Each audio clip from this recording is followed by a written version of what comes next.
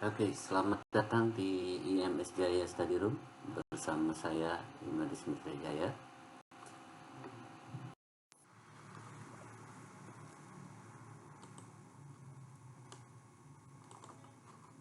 Oke, pada video kali ini kita akan membahas tentang rancangan split plot, khususnya split plot RAL. Nah, ini merupakan kelanjutan dari beberapa jenis rancangan yang umum digunakan di dalam penelitian. Beberapa materi yang akan kita bahas diantaranya konsep dasar split plot RAL, kemudian layout rancangan atau bagian percobaan, kemudian model linear dan hipotesis. Nah, kemudian struktur tabel analisis seragam atau ANOVA untuk melakukan pengujian terkait dengan faktor-faktor di dalam split plot RAL. Nah, kemudian kita tutup dengan ilustrasi. Nah, tentunya pertanyaan pertama yang muncul dalam benak kita yaitu apa itu rancangan split plot. Nah, rancangan split plot ini sering juga disebut sebagai rancangan peta terpisah. Ini merupakan bentuk khusus dari rancangan faktorial, nah, di mana kombinasi perlakuan diacak secara bertahap. Nah, tentunya karena di sini dinyatakan bahwa perlakuan diacak secara bertahap, muncul pertanyaan apa pertimbangan penerapan dari rancangan peta terpisah ini atau split plot ini. Nah, ini biasanya karena beberapa alasan. Yang pertama, karena adanya perbedaan kepentingan pengaruh antar faktor-faktor yang dilibatkan di dalam percobaan. Nah, sebagai ilustrasi, misalnya dalam penelitian terkait dengan produktivitas suatu komoditi tertentu, bisa padi, jagung, atau tanaman-tanaman lainnya. Nah, misalnya dalam percobaan itu dilibatkan dua buah faktor. Faktor yang pertama adalah pemupukan. Nah, di sini pemupukan dibedakan berdasarkan jenis pupuk yang digunakan dengan dosis tertentu. Kemudian faktor kedua itu varietas. Nah, misalnya si peneliti justru dalam penelitian ini justru yang ingin dilihat pengaruhnya itu yang pertama, yang paling penting menurut peneliti itu adalah bagaimana produktivitas antar varietas. Nah, sedangkan pupuk itu menjadi kurang dipentingkan. Nah, tentunya kenapa peneliti mempertimbangkan itu, tentunya si peneliti lah yang lebih tahu gitu ya, kenapa mereka membedakan kepentingan seperti begitu. Nah, kemudian ada alasan yang lain biasanya terkait dengan penerapan dari rancangan peta terpisah ini, yaitu pengembangan dari percobaan yang telah berjalan. Nah, ini ada cerita dari seorang peneliti. Dia mengatakan awalnya percobaan yang dilakukannya itu adalah percobaan sederhana. Itu sebagai terkait dengan ilustrasi yang pertama tadi, dia percobaannya hanya melihat pengaruh pupuk untuk satu varietas tertentu. Nah, kemudian setelah percobaan tersebut diaplikasikan di lapangan, nah, ada rekomendasi dari narasumber yang menilai bahwa percobaan itu terlalu sederhana. Kenapa dalam penelitian itu varietas yang dicobakan tidak diperhatikan perbandingannya dengan varietas yang lain. Nah, dalam kondisi seperti ini, maka si peneliti dapat melakukan pengembangan percobaan tanpa harus mengulangi percobaan dari awal. Nah, sehingga petak yang tadinya hanya dialokasikan untuk satu varietas tertentu itu displit menjadi 2 atau menjadi beberapa varietas gitu. Nah, itu menjadi subpetak dari petak besarnya. Nah, itu yang terkait dengan pengembangan dari percobaan yang telah berjalan. Nah, tetapi ada juga alasan-alasan lain yang biasanya digunakan, bukan digunakan gitu, kendala-kendala teknis yang ditemui di lapangan. Yaitu misalnya dalam penerapannya, misalnya 2 buah faktor yang kita gunakan, satu pengolahan lahan, yang satu lagi varietas. Nah, pengolahan lahan dibedakan menjadi ada yang dibedakan artinya tanpa diolah, ada yang dicangkul, ada yang diolah dengan menggunakan alat tradisional, misalnya apa selama ini menggunakan kerbau atau sapi gitu, yang menggunakan bajak.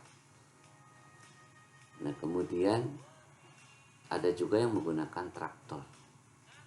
Nah, Anda bisa membayangkan kalau diberakan berarti tidak perlu alat apa-apa. Jadi kalau kita bicara dalam konteks petakan yang mana saja bisa diberakan secara acak dengan ukuran berapa saja. Nah, kemudian kalau cangkul demikian juga, karena alatnya sangat sederhana, mudah dibawa. Nah, kemudian Anda bayangkan ada bajak melibatkan sapi atau kerbau. Bajaknya panjangnya mungkin sekitar 1,5 meteran. Kerbau panjangnya mungkin sekitar kurang lebih juga 1,5 meteran juga yang paling panjang. Nah, itu Anda bisa bayangkan berarti untuk memindahkan alat bajak ini itu harus hati-hati ya. Karena itu bisa merusak tanggul, pematang sawah gitu, pematang petakan atau batas-batas petakan itu bisa rusak. Nah, kemudian ukuran petak, karena antara bajak dengan sapi ini atau kerbau gitu ya, kalau setelah dipasangkan mungkin sekitar 180, 190 gitu panjangnya. Nah, berarti untuk membutuhkan ruang untuk dia bergerak, sehingga tidak bisa dilakukan di petakan yang kecil. Nah, demikian juga traktor gitu ya. Traktor juga ada bisa bayangkan mirip seperti bajak, tetapi ini menggunakan alat mekanik. Nah, itu juga pergerakannya itu membutuhkan ruang yang lebih besar gitu. Nah, itu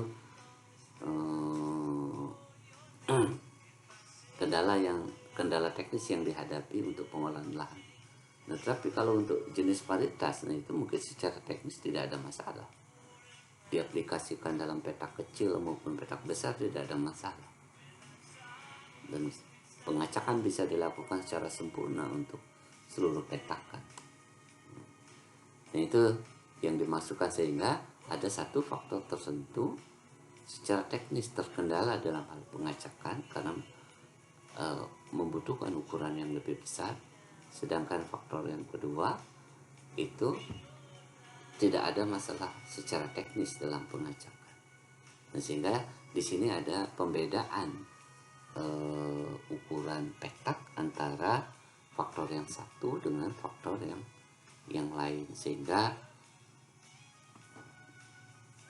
membutuhkan bentuk rancangan lain selain faktorial.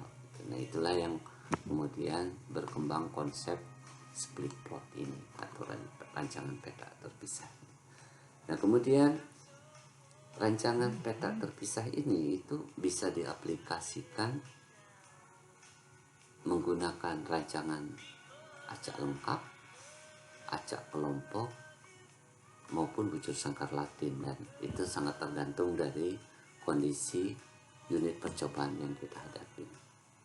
Nah, dalam judul slide tadi kita hanya akan membatasi, pada video kali ini kita hanya berbicara tentang rancangan split plot yang diaplikasikan menggunakan rancangan acak lengkap.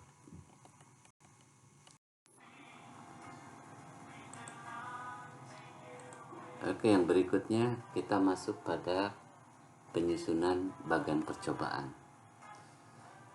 Misal dalam suatu percobaan kita melibatkan dua buah faktor. Faktor satunya itu adalah pemupukan nitrogen dengan tarafnya ada 3, N0, N1, N2, dan faktor keduanya adalah varietas, tarafnya dibedakan menjadi 3, yaitu V1, V2, dan V3. Nah, dalam percobaan ini nitrogen ditempatkan sebagai peta utama, sedangkan varietas sebagai anak peta. Nah, tentunya ini menjadi pertanyaan, kenapa demikian? Ya. Alasan yang pertama bisa karena memang tujuan penelitiannya demikian, yaitu dimana penelitian ini lebih mengutamakan efek varietas dan interaksi antara varietas dengan pemupukan nitrogen. Nah, kemudian bisa juga alasannya karena kendala teknis di lapangan. Kenapa lah demikian? Gitu ya. Kendala teknis yang bagaimana yang dimaksudkan? Nah, ini sangat tergantung dari komoditas. Komoditasnya misalnya dalam percobaan ini adalah padi.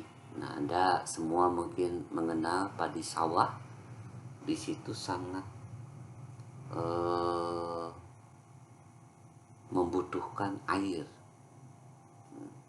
untuk pertumbuhan padi. Ya. Nah, kemudian di sini kita melibatkan salah satu faktornya adalah dosis pemupukan nitrogen. Nah, pupuk itu sangat mudah terbawa oleh aliran air. Nah, sehingga kalau percobaan ini dirancang dengan menggunakan faktorial, Anda sudah bisa membayangkan posisi dari nitrogen itu bisa acak di seluruh area percobaan yang kita gunakan. Anda bayangkan ada petakan lahan yang digunakan. Misalnya kalau dalam kasus ini diulang 3 kali, berarti kita membutuhkan 27 petakan. Kemudian posisi N kalau diacak secara lengkap itu bisa ada di petakan mana saja. Nah, Anda bisa membayangkan bagaimana sulitnya mengatur pembuangan air dari setiap petakan. Nah, hal ini perlu diperhatikan karena jangan sampai antara petakan yang satu dengan petakan yang lain itu terhubung oleh aliran air. Itu akan mengakibatkan baurnya pemberian dosis pupuk N0, N1, dan N2. N0 mengalir ke petakan N1 misalnya. Nah, dosisnya itu jadi bukan dosis yang sebenarnya gitu, tapi sudah merupakan dosis kumulatif dari satu petakan ke petakan yang lain. Nah, untuk menghindari atau untuk mengefisienkan pengaturan pembuangan air itu tentunya akan jauh lebih mudah kalau diterapkan dengan menggunakan rancangan split plot, di mana satu petak besar itu diberikan satu dosis pupuk tertentu. Nah, berarti kalau dalam konteks ini kita membutuhkan 3 petak besar untuk N0, N1, N2. Nah, masing-masing diulang 3 kali. Nah, kemudian varietas baru ditempatkan pada subpetak dari N0 misalnya. N0 petak besar, kemudian itu displit menjadi 3 subpetak atau anak petak. Nah, baru varietas itu diacak di dalam anak-anak petak dari masing-masing petak besar. Nah, mungkin itu yang menjadi pertimbangan di lapangan. Tapi ini bukan alasan pengembangan percobaan. Tapi murni alasannya karena memang bisa karena tujuan, bisa karena alasan teknis. Nah, kemudian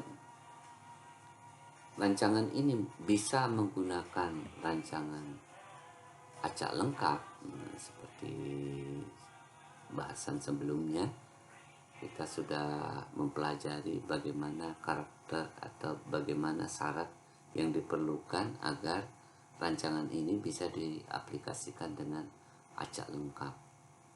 Yaitu tentunya alasan utamanya adalah unit-unit percobaannya haruslah homogen. Berarti kalau itu adalah percobaan di lapangan, maka harapannya topografinya bentuknya sama. Berarti misalnya kalau itu permukaan datar, topografi datar, ya berarti dia harus berada dalam satu hamparan yang dengan permukaannya yang rata.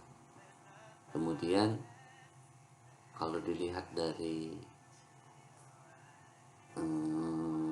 riwayat penggunaan lahannya, tentunya harapan kita lahan yang kita gunakan itu dilakukan atau memiliki riwayat yang sama, atau dengan kata lain bahwa percobaan-percobaan sebelumnya itu menggunakan percobaan atau dilakukan dengan percobaan yang sama. Tapi kalau tidak, gitu, maka walaupun riwayat sebelumnya berbeda, jadi harus ada usaha-usaha untuk menghomogenkan kondisi lapangan, misalnya dengan cara pemberaan, yaitu artinya lahan itu dibiarkan dalam beberapa lama tanpa digunakan untuk percobaan-percobaan lain. Atau bisa juga dilakukan proses naturalisasi, misalnya dengan pengapuran, dengan harapan bahwa pH dari lahan yang kita gunakan dalam kondisi dalam jangka waktu tertentu itu kondisinya sama. Nah, ini nanti Anda harus baca kembali tentang konsep rancangan acak lengkap. Di dalam faktor tunggal sudah dijelaskan juga. Oke, bagaimana pembuatan layoutnya? Nah, pembuatan layout percobaannya ini itu pengacakannya mengikuti rancangan faktor tunggal RAL, karena yang perlu diacak pertama kali itu adalah peta utama. Jadi hanya peta utamalah yang mengikuti pengacakan secara acak lengkap.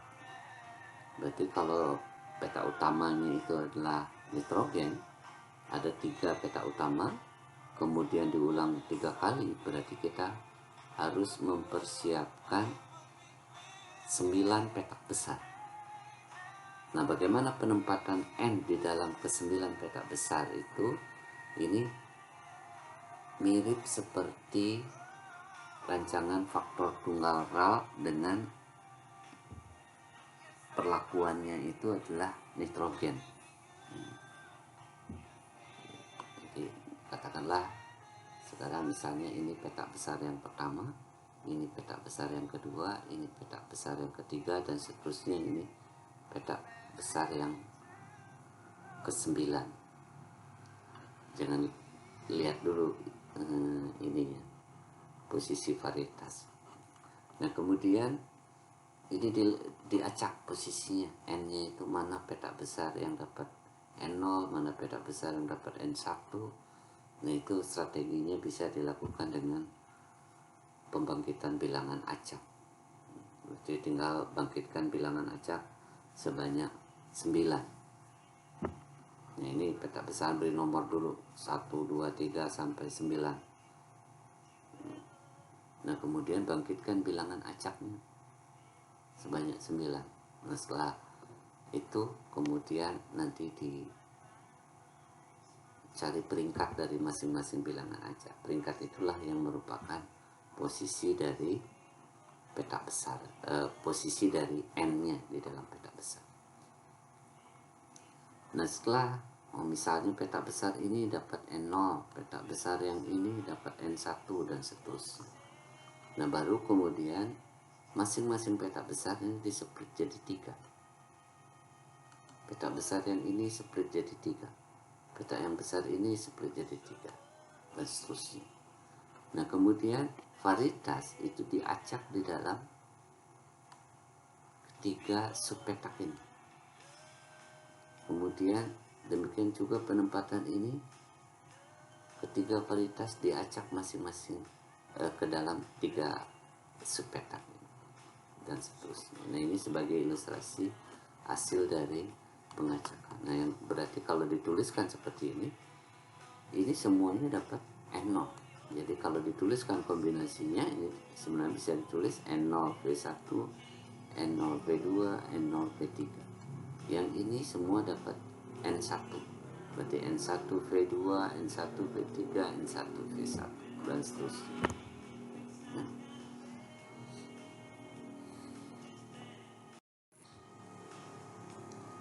Nah, model linear dari split plot RAL, nah ini ada sedikit berbeda dibandingkan dengan faktorial.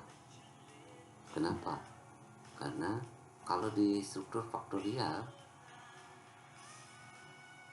galatnya cuma ada 1 saja. Itu dia hanya menyebutnya sebagai galat percobaan. Nah, cuman di dalam rancangan split plot RAL di sini karena ada pembedaan petak, pembedaan ukuran petak, maka galatnya dipisahkan menjadi 2. Galat percobaan ada 2, yaitu galat peta utama dan galat anak peta. Galat peta utama ini adalah keragaman yang terjadi di dalam peta utama. Sedangkan galat anak peta itu adalah keragaman di dalam anak peta. Berarti ini keragaman antar peta besar, ini ada keragaman antar subpeta. Nah, penjelasan untuk masing-masing notasi yang digunakan dalam model ini ya hampir sama seperti di dalam model-model linear faktorial gitu ya. Ini adalah notasi untuk respon untuk faktor A atau faktor pertama taraf ke I, faktor kedua taraf ke C, ulangan kekerataan umum, kemudian inilah pengaruh dari peta utama taraf ke I, ini galatnya, kemudian ini pengaruh dari faktor yang kedua taraf ke C, ini pengaruh interaksi. Kemudian hipotesis yang diuji, nah ini kalau kita perhatikan tidak ada bedanya dengan faktorial. Tetap di dalam rancangan ini kita bisa menjawab bagaimana efek dari masing-masing faktor, faktor A, faktor B, kemudian bagaimana efek dari interaksi. Nah, struktur tabel sidik ragamnya, nah ini juga perhatikan di sini galatnya sekarang dipecah menjadi dua, ada galat A, ada galat B. Nah di sini totalnya tidak dituliskan gitu ya. Anda boleh tulis di sini total gitu. Ini merupakan jumlah dari keseluruhan. Ini derajat bebasnya A-1 gitu, karena faktor yang dialokasikan atau yang diterapkan pada peta utama ada A taraf, derajat bebasnya A-1. Nah kemudian masing-masing peta besar diulang sebanyak R kali. Nah di sini karena yang mengikuti rancangan lingkungan adalah peta besarnya. Jadi ini sesuai dengan rancangan dari faktor tunggal RAL. Nah kalau perlakuannya ada sebanyak A, ulangannya R, maka derajat bebasnya adalah T dikalikan R-1. Nah cuman kalau di sini perlakuannya itu berarti itu adalah faktor A-nya sebagai perlakuan, berarti A dikalikan R-1. Ini jumlah kuadrat galat A, kemudian kuadrat tengah galat A. Berarti kalau kita ingin menguji efek dari A, itu diperbandingkannya terhadap galat dari A. Sedangkan B itu adalah posisinya hanya menyeplit petakan dari masing-masing taraf dari faktor A. Kemudian di sini kita bisa menguji bagaimana efek antar faktor B, kemudian bagaimana efek interaksi. Nah, tapi dengan galat yang tersendiri. Nah, ini derajat bebasnya. Ini tidak berubah seperti halnya di dalam faktorial. Interaksi juga demikian. Nah, ini adalah derajat bebas dari galat B yang merupakan galat dari faktorial dikurangi dengan derajat bebas dari galat faktor utama. Nah, kalau di dalam faktorial RAL derajat bebasnya adalah AB dikalikan dengan R-1. A kali B dikalikan R-1.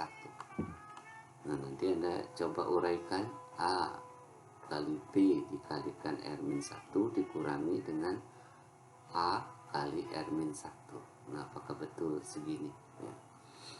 Notasinya jika GB, kemudian kuadrat tengahnya KTGB. Nah, pengambilan keputusan tentunya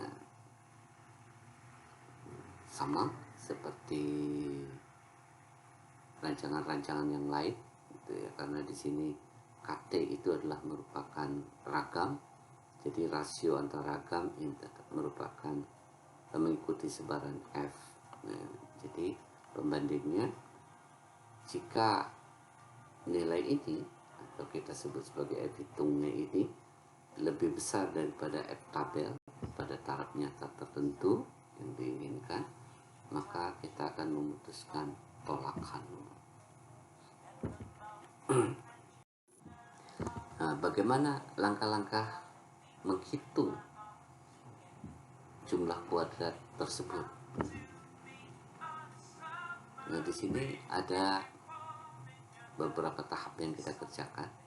Yang pertama, berdasarkan tabel pengamatan data asal, Anda hitung faktor koreksi. Kemudian Anda hitung jumlah kuadrat total.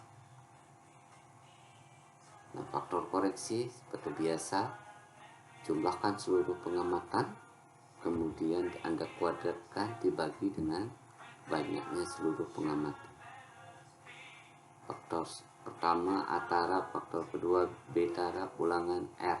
Berarti banyaknya pengamatan secara keseluruhan adalah ABR. Nah, kemudian jumlah kuadrat total. Nah, ini kita bisa dapatkan dari masing-masing pengamatan Anda kuadratkan, jumlahkan semuanya, kurangi dengan faktor koreksi. Nah, kemudian yang berikutnya adalah membuat rekapitulasi data berdasarkan peta utama. Nah, karena di sini peta utama yang mengikuti rancangan lingkungan, berarti Anda buat tabel 2 arah antara faktor A dengan ulangan. Nah, B-nya itu diabaikan. Nah, sehingga untuk setiap taraf dari faktor A di dalam tabel ini itu adalah jumlah dari seluruh pengamatan taraf-taraf dari faktor B. Nah, dari situ Anda kerjakan seperti halnya faktor tunggal RA. Berarti ada jumlah kuadrat total, ada jumlah kuadrat A. Kalau biasa di faktor tunggal kita kenal jumlah kuadrat perlakuan, kemudian ada jumlah kuadrat galah. Nah, tetapi harus hati-hati, setiap total pengamatan yang di dalam tabel ini itu adalah merupakan akumulasi dari B buah pengamatan. Ya.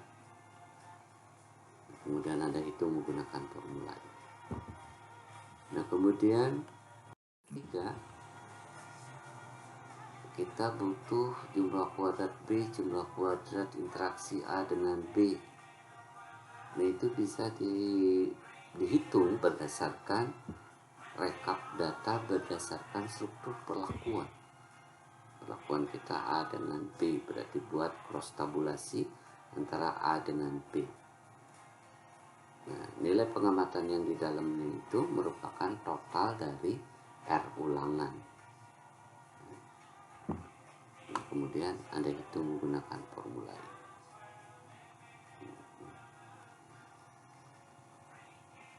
Oke, itu yang harus Anda lakukan sehingga Anda bisa mendapatkan semua jumlah kuadrat dari semua sumber keragaman. Nah, di sini ada satu ilustrasi. Nah, di sini percobaan ini pernah dilakukan dalam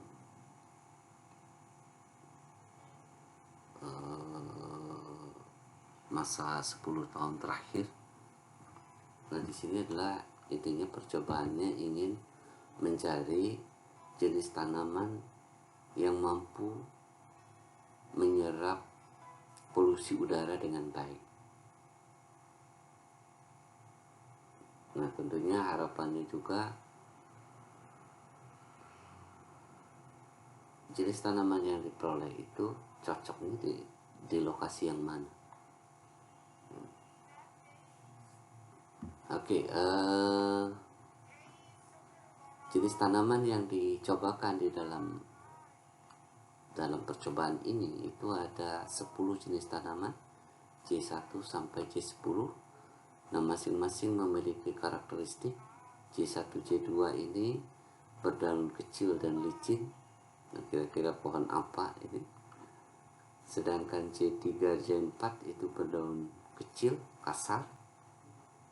C5, C6 berdaun lebar, licin, dan seterusnya. Ini Anda bisa baca sendiri. Nah, kemudian lokasi dari percobaannya itu dilakukan di dua tempat, itu Cipedak dan Gatot Subroto.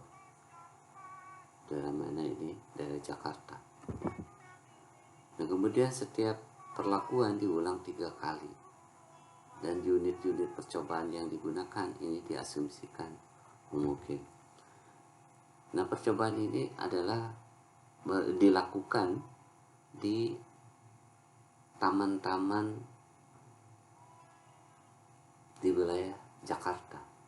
Nah, kalau taman itu kan berarti daerah yang memang ditata gitu ya, sehingga memang kenapa bisa diasumsikan homogen, karena untuk satu lingkungan tertentu itu kondisinya sama saja, pola perawatannya itu, karena semuanya biasanya itu dilakukan oleh dinas tata kota, sehingga diasumsikan homogen.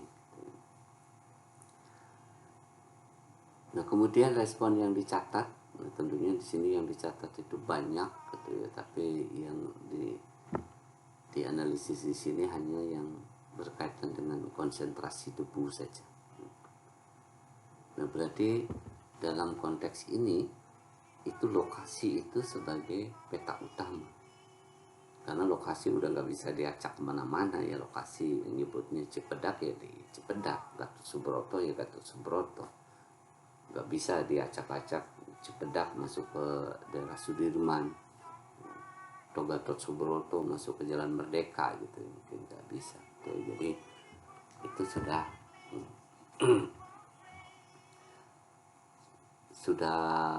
given seperti begitu lokasinya gitu. Nah, kemudian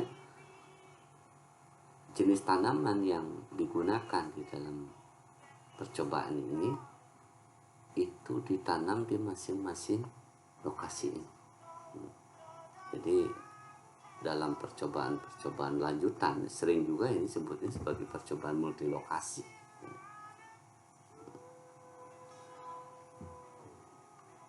Walaupun cuma lokasi cuma 2 gitu. Oke, datanya tidak ditampilkan sini. Nah, datanya lebih lanjut mungkin bisa Anda lihat di buku perancangan percobaan karangan Pak Macik.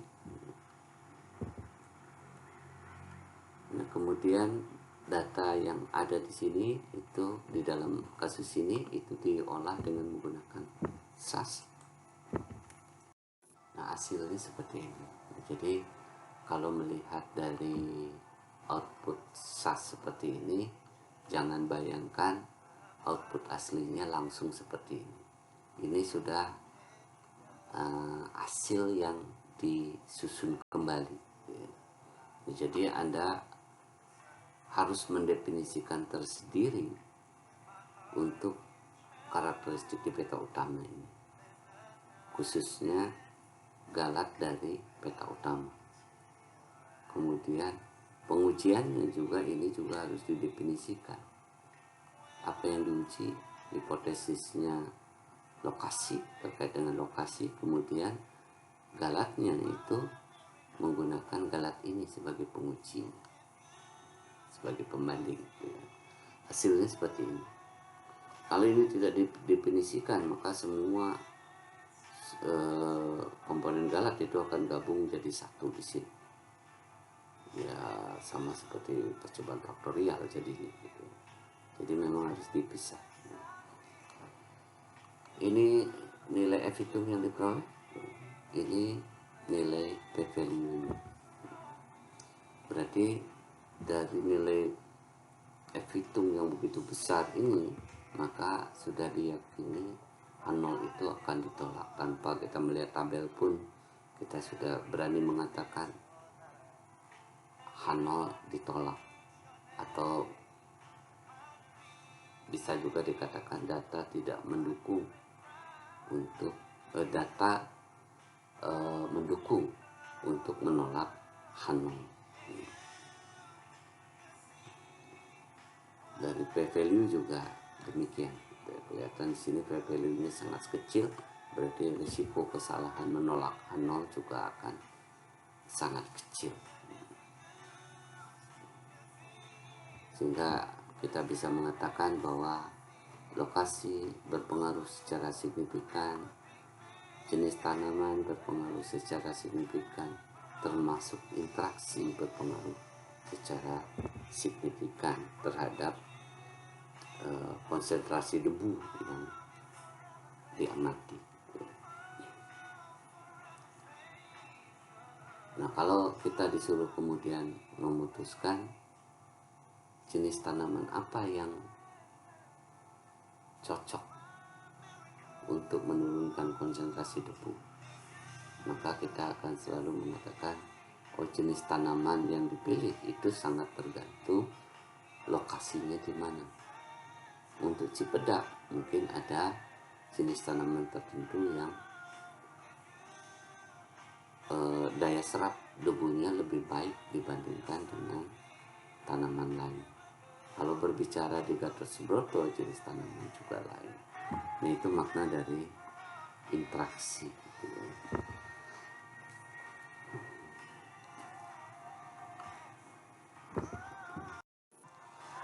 Baik, itu